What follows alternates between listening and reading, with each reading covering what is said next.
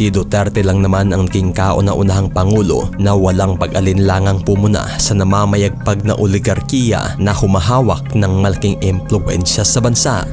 Without declaring martial law, sinira ko yung mga tao na humahawak sa ekonomiya at tumihipid. At hindi nagbabayad. They take advantage sa kanilang political power. Isa sa mga pinunteriya ng Pangulo ay ang bilyones na utang ng mga malalaking kumpanya sa bansa na dekada ng hindi nababayaran. Isa sa mga ito ay ang Filipino-Chinese tycoon na si Lucio Tan na nagmamay-ari ng Philippine Airlines. Lucio Tan has almost billion that he has to pay. He has to pay. Lahat he has to pay.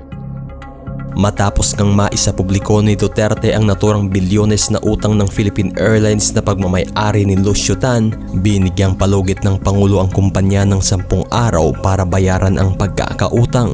Bagay na binantaan pa itong ipapasara ang mismong airport na ginamit ng PAL kung sakaling di ito mabayaran sa loob ng 10 araw.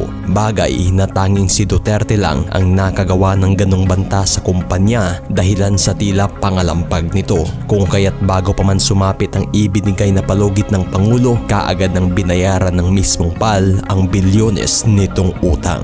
Bagay na ang pera namang isinauli sa bayan ay siyang ginamit namang pondo sa mga pangunahing proyekto ng administrasyon. Hindi rin nakatakas sa paniningil ng Pangulo ang Mighty Corporation na ayon pat umabot na rin umano ng bilyong-bilyong halaga ang utang ng korporasyon sa pamahalaan. I have directed the Department of Finance and the BIR to accept Mighty Corporation's offer of 25 billion to settle its tax liability. Ang naturang bilyones na halagang ibinayad ng Mighty Corporation ay tumatak bilang pinakamalaking tax settlement sa kasaysayan ng bansa. At ang halagang nabawi ng pamahalaan ay siyang ginamit para pondohan ang naturang Ormoc Rehabilitation matapos niyanig ng 6.5 magnitude na lindol at ang mismong Marawi Rehabilitation na naging sentro ng digmaan taong 2017. Isa rin sa pamilyang oligarchs na binantaan ng Pangulo ay ang pamilyang Lopez na may hawak ng giant network na ABS-CBN. Say that if they can operate, kung may ano na sila, no, I will not allow them. I will not allow the NTC to grant them the permit to operate. Kung ibigay ninyo yung franchise because it is within your power to do it, go ahead. Alam mo bakit? Unless and until babayaran ng mga Lopez ang taxes nila.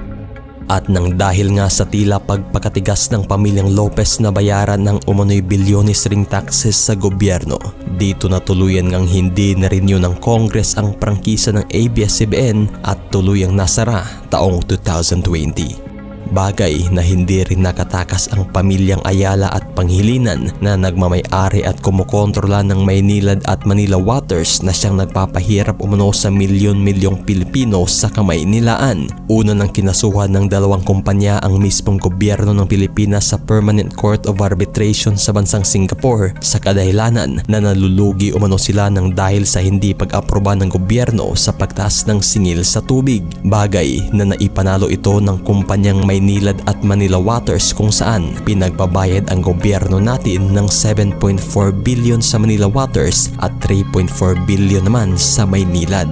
Bagay na talagang pinalagan ito ni Duterte at isiniwalat ang naturang kontratang ginawa ng mga ito na umano'y pabor lamang sa mga negosyante. At bilang pagtugon, gumawa ng panibagong kontrata ang administrasyon kung saan may bantang bilin si Duterte kung sakaling di ito mapirmahan. But I tell you, you better sign the contract which is good for the Filipino people.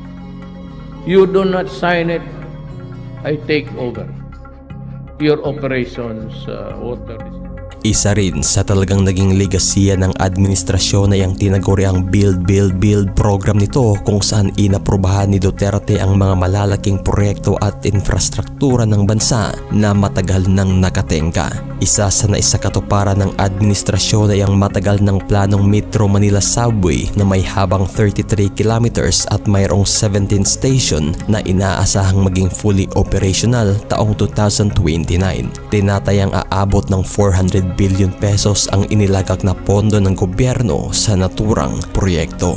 Nasimulan rin sa ilalim ng Build, Build, Build program ng gobyerno ang 147 km na Clark-Calamba Railway na may 36 station na parehong inaasahang maging fully operational taong 2029. Tinatayang aabot naman ng 800 billion pesos ang inilagak na pondo ng gobyerno sa naturang proyektong ito. Bagay na ilan lamang ito sa mga napakarami at malalaking nagawang proyekto ng administrasyon na magbibigay ng kaginhawaan hindi man sa ngayon ngunit tiyak para sa susunod na henerasyon.